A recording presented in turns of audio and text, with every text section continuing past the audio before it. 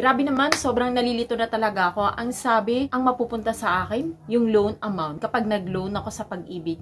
Pero, bakit? Parang hindi naman ganun ang nangyari. Net proceed. Nalilito na talaga ako kung ano yung loan amount at yung net proceed kapag nangutang ako sa Pag-ibig Fund. Hi guys! So, ayun na nga, nalilito din ba kayo sa loan amount at sa net proceed tuwing nangungutang kayo sa Pag-ibig Fund? Huwag malito! Hi everyone! It's me, Lizelle, and welcome back to my channel and to my vlog. Maganda yung topic natin ngayon, di ba? Kasi karamihan sa inyo ay nalilito talaga kung ano yung Pag-ibig loan amount at yung net proceed tuwing nangungutang tayo sa Pag-ibig Fund. At bago tayo magpatuloy sa ating topic, huwag ninyong kalimutan ang mag-subscribe dito sa aking YouTube channel at bigyan nyo din ng like ang video kong ito para naman makatulong tayo sa ibang viewer na naghahanap ng kasagutan regarding sa Pag-ibig loan amount at sa net proceeds. Ganito yan guys, kapag sinabi na loan amount, ibig sabihin nun, 80% ng total savings contribution mo from Pag-ibig Fund, yun ang mapupunta sa'yo kapag nangutang ka sa Pag-ibig. Kapag nangutang kayo ng multi-purpose loan or calamity. Mapupunta lang yun sa inyo kapag kayo ay wala talaga kayong utang. Or kung meron man kayong previous na utang, kayo talaga ay nag-zero balance na. Okay? Usually talaga guys, yung loan amount na naririnig ninyo, nakikita ninyo kapag naglo-loan kayo doon sa virtual account ninyo, sa online, sa Pag-ibig Fund, nakikita nyo yan, loan amount at net proceed. Usually guys, si loan amount talaga, nararanasan nating lahat yan kapag tayo ay first timer na nangutang sa Pag-ibig Fund. Kapag ito yung pinakauna-una mong utang. Kasi yung 80% ng total savings mo sa Pag-ibig contribution ay buo mo talaga siyang mahahawakan, matatanggap at mai-enjoy. Kasi nga first time na utang mo yun.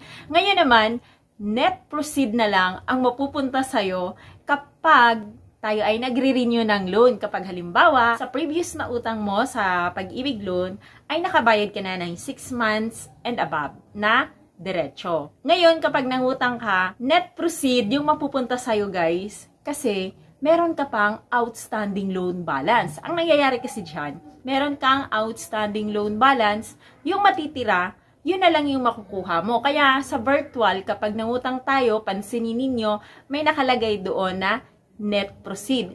Yung net proceed na yon ang papasok sa Pag-ibig Loyalty Card Plus mo kapag ikaw ay maglo-loan sa Pag-ibig at kapag ito ay na-approve na ng Pag-ibig Fund. Okay? Pagbigay tayo ng halimbawa, ang loan amount mo dapat ay nasa 60,000 pesos na tumataginting. Okay? Ngayon, meron ka pang previous outstanding loan balance na 40,000 pesos. So, ngayon, 60,000 na loan amount less the outstanding loan balance na 40,000, ang matitira ay 20,000.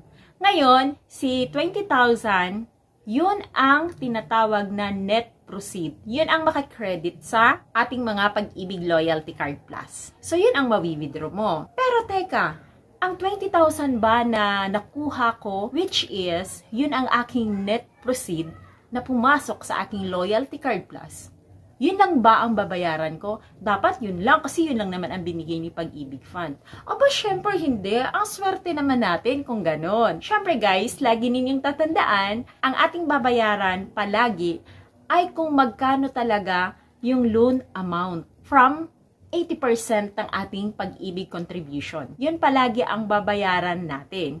Regardless sa kung magkano yung makukuha natin or magkano yung net proceed na ating matatanggap. Okay? Tatandaan niyo palagi yan ha, kasi mahirap mabigo guys. Okay? Mahirap mabigo na umaasa ka na yung 20,000 yun lang ang babayaran mo. Hindi siya ganun ha. So reminder ko to sa inyo. Kung magkano talaga yung total loan amount, yun ang babayaran plus yung interest. Okay? Kaya, mas mai-enjoy natin ang loan amount, guys, kapag meron tayong previous loan, dapat ay mag-zero out muna ito. Okay? So, bago tayo mangutang, mag-renew sa Pag-ibig Fund, make sure na kayo ay fully paid naman. Kung halimbawa lang naman na gustong-gusto nyo talaga matanggap ng buo yung loan amount ninyo. Pero kung hindi naman, okay lang yun na magkaroon pa kayo ng outstanding loan balance. Napakaliwanag ng sinabi ko sa inyo. So sana ay nakatulong sa inyo at syempre dapat na-gets nyo yun. At dyan lang nagtatapos ang ating discussion for tonight. So thank you everyone. It's me, Lizelle, again. And good night and God bless.